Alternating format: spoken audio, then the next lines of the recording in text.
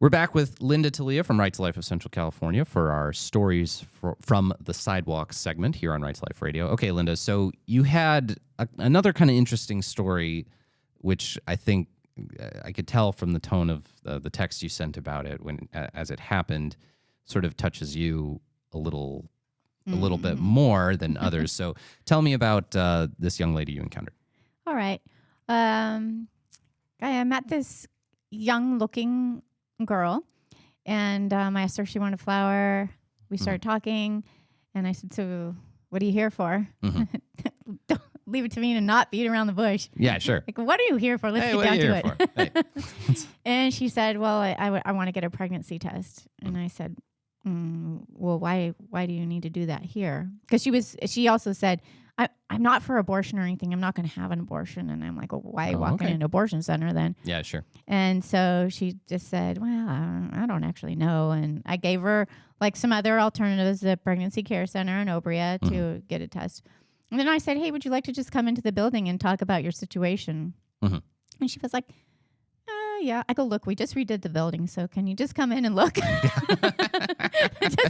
come in. You're like, we got this whole big mural here. Come on, somebody look at this thing. Anyway. No. You're going to get some hope, too. Yeah, there you go. So she comes in, and we just get to talking, and she starts telling me about herself, and she says that she's like, I said, do you have a boyfriend, and are you in love with him? Yeah. So incidentally, she was also on the depot shot. Yeah. So she was like, I don't know why I'm like 3 months late or whatever. So it's because they're not 100% effective. Yeah, so maybe don't have sex with someone you're not committed to. Anyway. So, but she did have a boyfriend that she was in love with, and they've been together for a long time. And she said, it's not going to be a deal breaker or anything. Sure. It's just timing. And yeah. I said, you better get off that timing word because it's never right for anything.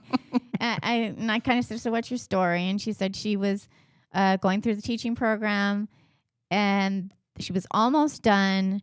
And then she was a college athlete. And so rings a bell for me. Right. I mean, I was a college athlete, had to make a decision, and she's 37 now and has 2 kids, and I have 3 more. So I told her my little story, and she was like, oh, wow, and I said, I got my teaching credential and everything. You get through it. But then she did bring up this thing that is so not right in our society. She didn't use this word, but I'll use it. Stigma. Sure. She was like, everybody's going to wonder why now. They're going to think they're going to say, it's not going to be good. And I just said, you know what? I got to let that go. Because the funny thing that happened to me was I would be in a store and I would have older women come up to me when I had my daughter, and they would say, oh, you're too young to have a baby. And I'd be like, I didn't borrow her. And Yeah.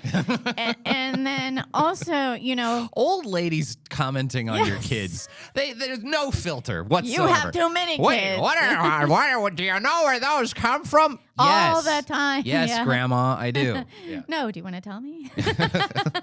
Hey.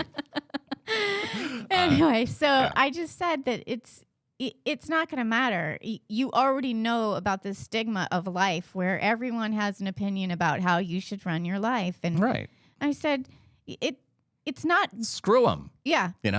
Sorry. That's FCC compliant. We can keep that in. Sorry. And that's our director. Yeah, there you go. Anyway, I think I'm turning red. Can you see that on the radio? Yeah, it comes through on the radio.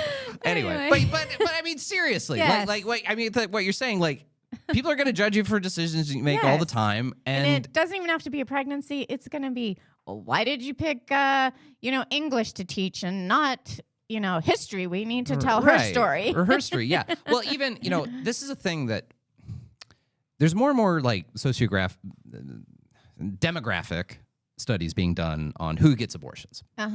And while disproportionately it's poor women who get abortions, the number of upper middle class women who have an unexpected pregnancy, they wind up aborting at higher rates than I see lower that income on women. the sidewalk. And I think that the stigma thing, and I could see this.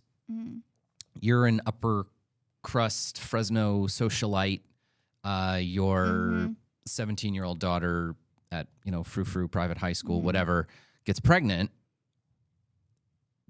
I can see how social stigma might drive you or her towards abortion in a way that lower income socioeconomic bracket where out-of-wedlock childbirth is more commonplace. There's not as much of a stigma, bizarrely. I could see how that could actually drive someone to abortion. And I'd say, yes. I think we can simultaneously say marriage is good. Marriage and stable relationships prior to sexual activity in children is good and beneficial. And we can also say that these kind of social, having these kinds of, screw them. Yeah. I think these kind of social stigma to drive you towards ending an innocent person's life is preposterous. And that, we should fight against, I think we can still uphold marriage as a good while still also trying to fight against the stigma of, hey, instead of judging this person for maybe not, having Lift all their ducks up. in a row, help out. Yes. Be right. Decent, good, loving Christian people or whatever you're loving, whatever kind of person you are, and help this person and care for this person and love this person. That's what we need to be. Well, that does bring up a memory to me a long, long time ago, what you're saying, because I went to a high school where there, at that time it was semi-affluent. And when I got pregnant, I felt a huge stigma.